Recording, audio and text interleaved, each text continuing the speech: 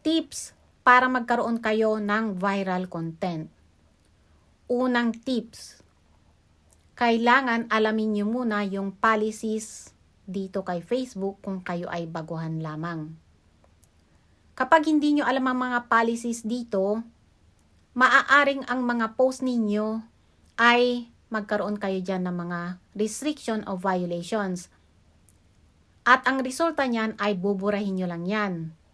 At hindi rin kayo mapapansin ni algorithm kung may mga violations kayo na hindi nyo alam. Pangalawang tips, upload original content. Ibig sabihin ng original content, dapat kayo mismo ang nag-film ng inyong mga content. Huwag kayong magda-download sa ibang platform para gawing clips sa inyong mga videos o kaya overlays.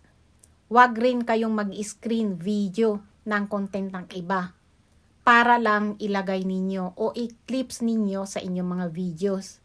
Pangatlong tips, mag-upload kayo ng mga engaging, interesting, informative content. Kapag ganyan ang mga ina-upload nyong content, ay mapapansin talaga kayo ni algorithm. Dahil magkakaroon kayo dyan ng mga organic interaction. Ibig sabihin ng interaction ay yung mga nag-share, nagko-comment at nagre-react sa inyong content. At dahil dyan ay mapapansin kayo ni algorithm dahil lahat organic yan. Hindi nyo na kailangan makiusap pa sa inyong mga audience. Kahit na maganda pa yung content mo, kung wala namang nangyayaring interaction dyan, yung bang walang masyadong nagko-comment ng relevant comment, walang nagsishare, kasi nga hindi informative ang content mo. So, hindi ka mapapansin kaagad ni algorithm niyan. Kaya naman yung iba, ang ginagawa nila ay nagpapashare na lang sila. O kaya naman, kino-cross-post nila. Pero, walang mangyayari dyan. Pang-apat na tips, makipag-engage sa ibang content creator. Huwag yung upload lang kayo ng upload. Bago kayo mag-upload ng content ninyo, makipag-engage muna kayo. Pagkatapos nyo mag-upload ng content ninyo, makipag-engage ulit kayo. Manood kayo ng content ng iba. Siguraduhin ninyo na tapusin nyo yung pinanood yung content para ma-detect ni algorithm na kayo ay active at kayo ay nakikipag-engage talaga. Mag-share din kayo ng content ng iba paminsan-minsan. Mag-react din kayo. Kapag may dumadaan dyan sa mga feed ninyo, panoorin nyo yan. Once na na-click ninyo yung video, panoorin nyo, tapusin nyo yan. Hindi yung scroll lang kayo ng scroll, nagre-react kayo nang hindi nyo pinapanood, nagko-comment kayo nang hindi nyo pinapanood. Lahat ng activities na ginagawa natin ay nakikita yan lahat, nakamonitor yan sa activity log. Panglimang tips, maglagay ng location sa iyong content.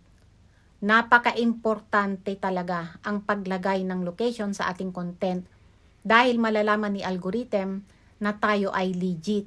Pang-anim na tips, relevant comment.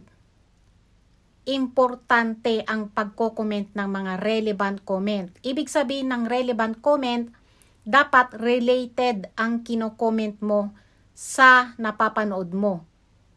Hindi yung puro ka na lang count me in, payakap, pares back, done. Mga spammy comment yan. Kapag parati mong kino-comment yan, pare-pareho na lang parate, mapapansin ka ni algorithm na spammy ang mga comment mo.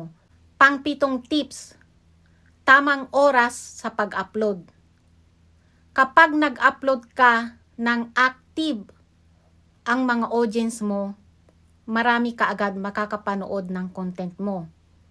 Pero kahit na maganda pa yung content mo, kahit na ipakita pa yan ni algorithm, kung nag-upload ka naman sa hindi active ang mga audience mo, konti din lang ang makakapanood ng content mo.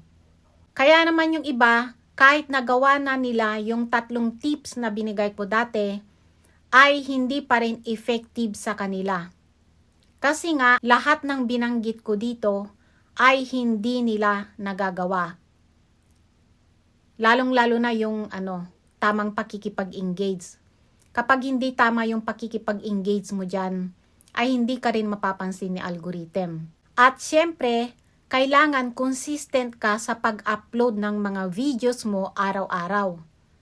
Kahit isang videos lang sa isang araw ay pwede na yan.